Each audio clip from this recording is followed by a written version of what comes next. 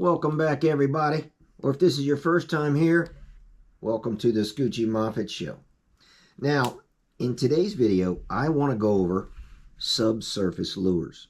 And when I say subsurface, I mean 6 inches down to 2, maybe 3 feet, but no more than that. We're talking shallow water fishing today. So in front of me, as you can see, I've got a bunch of my favorite lures laid out here, and I want to go over all of this with you guys. So let me turn this camera around. Let's switch screens and dig in. Let's start with crankbaits. And let's look at these little guys first. So these are called bombers. This whole line of these small, oblong-looking crankbaits are called bombers. They come in 9 different colors, but this is the size of the bomber. They run about 1 to 2 foot deep, depending on how fast you're reeling. This one in the middle is my favorite color. It's called Sexy Shad. And a lot of companies make lures with this color combination, not just the bomber. For instance, this is also a color variation of Sexy Shad. Now, these lures are a little bit bigger, and they have a little bit longer lip, and that usually means that they run a little bit deeper. For instance, the manufacturer of this lure writes it on the bottom, 2 to 5 feet. And that's pretty handy when you're trying to figure out how deep a lure will go if you've never used it before. But not everybody writes it on the bottom. But I will as soon as I figure it out, because it makes it a lot nicer when you're digging through your toolbox and takes a lot of the guesswork out of picking out the right lure for the right water. This one here, you'll notice, is a lot bigger than the rest of them. And originally, it had a lip about that long, but it ran about 10 to 12 feet deep, which is not what I wanted. I was looking for a bigger crankbait that only ran 2 to 3 feet, and I couldn't find one, so I made one. I ground that lip way down, and now I got exactly what I wanted. It runs at about 2.5 feet. Now you'll notice, none of them have back hooks. When I get crankbaits, the first thing I do is take the back hook off, because it picks up all the trash in the water. It'll grab seaweed, leaves, stalks, lily pads, sticks. I just found that with only having the front hook, you don't have that problem. Now, as far as how you should reel it, that's up to you. You got a lot of variables here. Some people like to reel it real fast. We call that ripping. So the faster you reel it, as I said before, it dives deep. So you would rip it, hit the bottom. When you feel that, you stop. It's going to float back to the top. And then you would rip it again and hit the bottom and let it float back to the top. And you just keep that up throughout the entire retrieve process. Or you might want to just reel it slow. When you reel it slow, it's got a real slow wobble to it. And sometimes that's what the fish want. Or you can reel it and pop it, and reel it and pop it. I tend to experiment with my retrieve every time I go out, because you never know what mood the fish are in. So it's a good idea to practice these techniques, and you bounce around during the day until you figure out the right recipe for what the fish are looking for on that given day. And that's apt to change later in the day or the next week. We call these patterns. So sometimes the pattern will remain the same for a few days. Sometimes it changes every few hours. You never know. And that's part of the fun of fishing, is figuring that out. So I suggest to you guys to go get some bombers. They run 1 to 2 feet. I think they're like $6 or $7 a piece. They're not very expensive. And get some different color combinations. Because if you live on the Eastern Shore or anywhere there's a lot of ponds, you're probably in shallow water. And these make great shallow water lures. But you also need to have some lures that are going to go a little bit deeper than that. So I would pick out some bigger crankbaits in different colors by different manufacturers. And again, I would have 2 or 3 or 4 different ones that you can bounce back and forth on. But remember, the longer the lip, the deeper it dives. Sometimes on the box, they don't even tell you how deep it dives, but most of them do. So make sure you read the box. Well, that's about all I can think of for the crankbaits. So let's move on to the next type of lure. Now let's talk about jerk baits. So as you can see with these jerk baits, there's a lot of different lengths, shapes, and colors. You want to take note of the lips, the bill. So the bill, the shape, the length, the width, the cup, all determine how that's going to move in the water and how deep it's going to go. So typically, the longer the lip, the deeper the dive. Now, of all these different ones, I prefer this little guy over here. This is the one that I use most of the time when I'm bass, chain pickerel, maybe snakehead fishing. I put a bigger hook in the middle because I wanted it to get closer to the end, and I've removed the back hook for the same reason I've removed the back hook on the crankbait. They just catch all the trash in the water. On the real long ones, if they have 3 hooks, I'll take the back hook off, leave the other 2 on. Sometimes I'll leave the back hook on if I'm fishing in a body of water that doesn't have a lot of seaweed or a lot of lily pads or a lot of trash floating around. So that's kind of a decision I make each time I go out. But of all these different ones, I've caught more fish on this little guy right here. I really like this, and it's got the right color combinations. You got a little bit of gold up front and a little bit of gold in the back. And fish like bling. They are attracted to gold. So I also upsized this hook. And the reason I did that, I felt the small hook was too small. So I put the bigger hook on there. And like with all lures, you don't want just one. You need 2 or 3 or more. And typically, I've got an entire tackle box of just jerk baits. We talked about sexy shad colors. Here's the sexy shad color in a totally different lure made by a totally different company. So you're going to see that a lot. Well, I can't think of anything else to say with the jerk baits. So run out and get you a few, put them in a tackle box and start experimenting. Let me know how you do. Let's move on to the next one. So here we have what's called a crawdad crankbait, and I've got 2 different sizes. Both of these lures are made by the same company, Rebel. So we've got a large one and a small one. They both float. They both operate just like crankbaits, but they have a much stronger wobble. Now this one here had a long bill. It was a deep diving crankbait.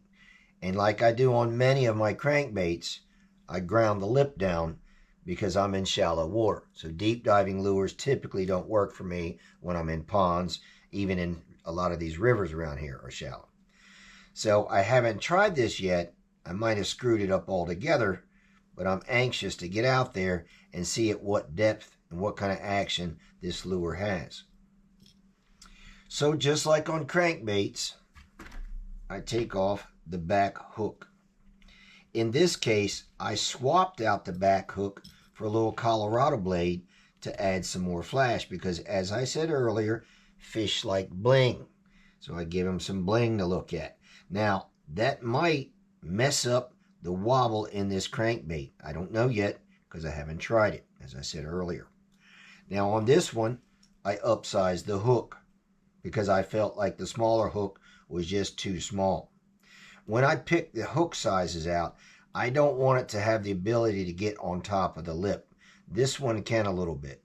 But rather than make the hook smaller, what I'm going to do is give it a smaller split ring so that the hook gets closer to the eyelet because I'm just barely on top of the edge of that lip, depending on which side I come from. So I've only got to bring it down maybe a 1/16 of an inch. The retrieve on these is just like a typical crankbait. You can reel it really fast, but remember, the faster you reel it, the deeper it dives. So if you're not trying to get down to the maximum depth, don't reel it as fast as you can. They have a great wobble, and the fish love these things too. Like a lot of the lures, it drives them crazy when they see that wobble. They run anywhere from $8 to $10, depending on the size of the lure, where you're buying it at. You can find them at Dick's, Walmart, Amazon. Like most of the lures I have, they're readily available. So get on the internet, figure out who's selling the cheapest, and pick up a few. I like this color a lot, but I also have a sneaking suspicion that this is going to be a good color. I've not used this one yet, and I haven't used this one since I filed it down. So we'll see. But again, these are excellent crankbaits. They're made by Rebel. They're called crawfish crankbaits.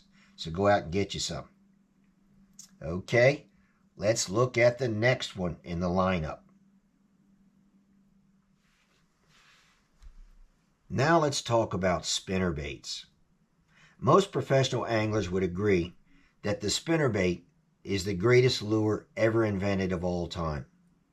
There's been entire tournaments won on nothing but spinnerbaits. Now, like most lures, they come in all sizes, weights, shapes, and colors. And you want a little bit of everything. And here's why. So on a smaller spinnerbait like this, I think this is a 1/4 ounce, it's not going to cast well when it's windy. It's a great little lure, but if you can't get it to the fish, it's not going to work very well. So when it's really windy, I set that one aside, and I'm going to go with one of the heavier ones.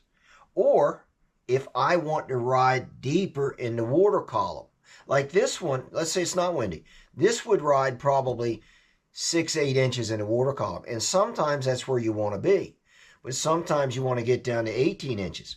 So then I would use the 3/4 ounce. You want a heavier weight to get a little bit deeper. Or if it's windy and the wind is handling your lures, you go heavier for that reason. Let's talk about trailers. You don't have to use a trailer, but if you're going to use a trailer, you want a variety of different types of trailers, not just one. You need a variety. Basket, board, eating the same old thing every day, just like you do. Right? So you want to make sure that when you go, you've got extra trailers with you. And you want extra skirts too, because they get tore up. These silicone strands, it doesn't take much to rip them off. Now, if you rip one strand off, don't replace your skirt. But when it starts to get real thin, it's not hiding that hook that good anymore. It's time to change out your skirt tails. Let's talk about the blades. So you have willow leaf blades. That's what these are. These are silver, but they come in gold as well. And then you've got the Colorado blade. So sometimes you get a little Colorado blade. Sometimes you get a big Colorado blade. You might get double golds, double silver, one of each. This one's got an orange one and a gold one. There is no rhyme or reason as to why you would have these colors mixed up. But you never know what the fish want. And that changes from day to day, which is why you need a wide variety of spinnerbaits. Let's talk about the tie-on. So sometimes you have an open loop. Sometimes you have a closed loop. Now, it just seems like most of the ones that I like have that open loop. But the problem with the open loop is whether you're going to tie it on directly to the line, or if you're using a snap swivel, when you make that connection there on an open loop, it has the ability to ride down the shaft either side. And when that happens, it'll lay sideways in the water, and it doesn't run properly, and the fish aren't attracted to it. And we don't want that.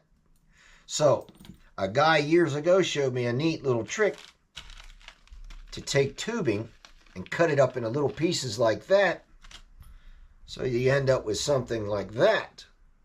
Okay? Now, watch this. So what you would do is you would slip this tubing on and then tie onto the open loop. Or in my case, if I'm using a snap swivel, connect my swivel there. Now, it can't go anywhere. It's trapped right there.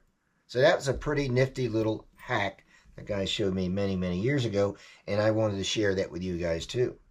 So again, to sum this up, the lighter the spinnerbait, the higher it's going to ride in the water column. But the downfall is if it's windy, and it seems like it's always windy, it's not going to cast well. So you're going to want to bump up in size. And that's a judgment call you need to make. If you want to ride real low in the water column, you're going to want to use a heavier spinnerbait. Make sure you got plenty of extra trailers because they come off easy.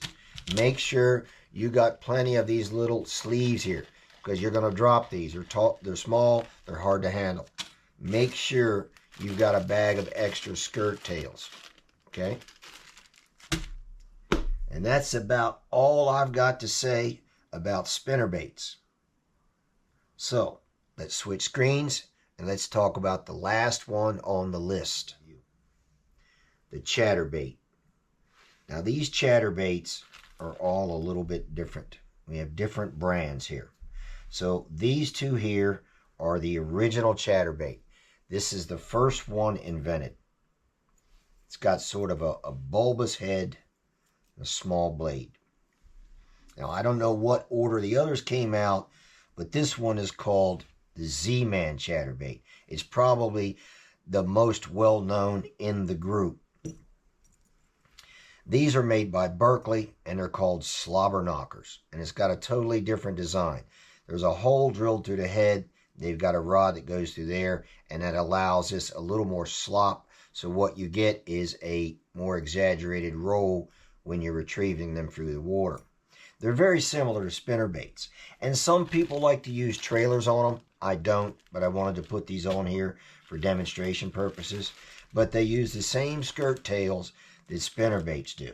And I make my own, so I always have a wide variety of skirts to choose from when I'm out fishing, whether it's for the chatterbaits or the spinnerbaits I showed previously.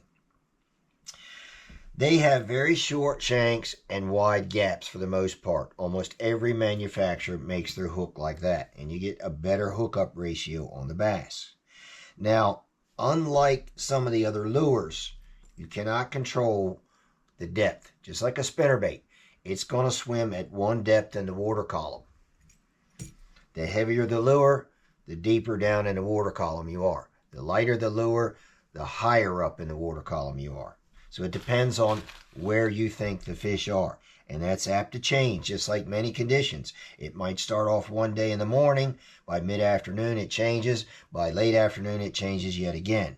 Sometimes that pattern will remain the same for days on end. Sometimes weeks on end. Sometimes it's every couple hours. So you've always got to have a wide variety so you can stay on top of it. The chatterbait is one of my favorites. And if you watch enough of my fishing videos, you'll hear me say that about a lot of lures. Well, I have a lot of favorites. It depends on what I'm fishing for, what time of the year it is, how the fish are reacting, and what body of water I'm in. So with all those variables, you've got to have a big selection to keep moving around on until you hit the right recipe. Can't go wrong with chatterbaits. I've probably got 15 or 20 in my tackle box right now. I've got an entire tackle box with just chatterbaits, and of course I've got my extra supplies that also go in the tackle box. So run out there, get you some chatterbaits. You can find them anywhere. Amazon, Dick's, Walmart, everybody sells chatterbaits. So if you like what you saw today, hit that like button. If you want to see more content like this, hit the subscribe button too. That way you'll get a notification every time I put out a new video. And as always, guys, thanks for watching another episode of the Scoochie Moffit Show. We'll see you next time. Don't be a stranger.